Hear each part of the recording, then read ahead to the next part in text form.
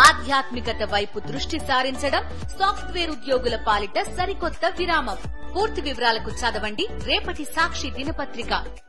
ప్రకాశం బ్యారేజ్లో కొట్టుకొచ్చిన బోట్లు వైఎస్ఆర్సీపీవేనని మాజీ ఎంపీ నందిగం సురేష్ అక్రమ ఇసుక రవాణా కోసం వినియోగించారన్న హోంశాఖ మంత్రి అనిత వ్యాఖ్యలకు ఆయన భార్య బేబీలత కౌంటర్ ఇచ్చారు. ఆ బోట్లలో ఒక్కటైనా తన భర్త పేరు మీద ఉంటే నిరూపించాలని సవాల్ చేశారు. బోట్లకు కూడా వైఎస్ఆర్సీపీ కలర్స్ ఉన్నాయి. అసలు సాధారణంగా వైఎస్ఆర్సీపీ కలర్స్ ఎందుకున్నాయని దాని కోణంలో మేము ఆలోచించుకుంటే, వాళ్ళు నందిగాం సురేష్ ఎవడైతే ఎక్స్ ఎంపీ ఉన్నాడో ఆ నందిగాం సురేష్ తాలూకా ఇసుక లూటీకి వాటికి ఏంటంటే వైఎస్ఆర్సీపీ రంగులుంటే ఇంకా వాడిని ఎవడు ముట్టుకోక్కర్లే, అంటే ఒక ఏదో పేటెంట్ రైట్ ఇచ్చేసినట్టే. కాబట్టి దానికి వైఎస్ఆర్సీపీ రంగులు వేసుకొని అందులో ఇసుక బిజినెస్ అన్నది చేశారు.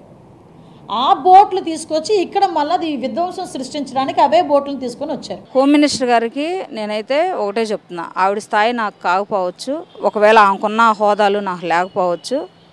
మళ్ళీ చెప్తున్నా, ఎక్కడికైనా తన బిడ్డలను తీసుకొని తను ఆరోపించే ఆరోపణలు నిజమని ప్రమాణం చేయమను. నా ఇద్దరు బిడ్డలని నాతో పాటే తెచ్చుకున్నాను. ప్రమాణానికి వస్తుందేమో హోమ్ మినిస్టర్ గారిని మీడియా సాక్షిగా అడుగుతున్నాను.